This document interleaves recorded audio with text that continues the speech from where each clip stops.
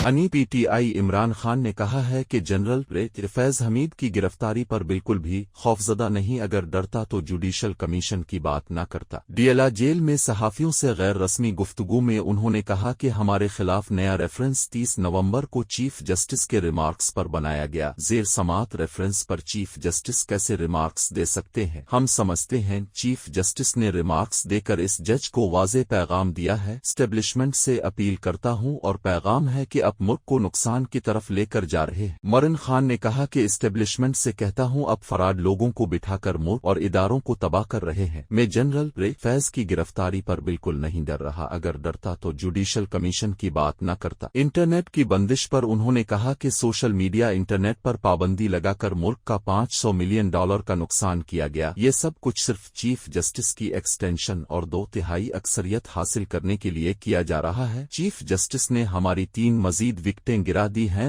ہم پر نواز شریف کے الزامات کی اصلیت اکنامک سروے آف پاکستان سے واضح ہو جائے گی۔ انہوں نے کہا کہ زلفی بخاری سے رابطے کے لیے فون کی ضرورت نہیں، وکلا موجود ہیں، ان کے ذریعے پیغام بھجوا سکتا ہوں۔ جیل میں جیمرز لگے ہوئے ہیں، موبائل نہیں چلتے، مگر یہ لوگ گیرا گئے، یہ صرف وچ ہے، چل رہا ہے۔ ایک سوال پر انہوں نے کہا کہ میں شیر افضل مروت سے ملاقات کرنے کے لیے تیار ہوں۔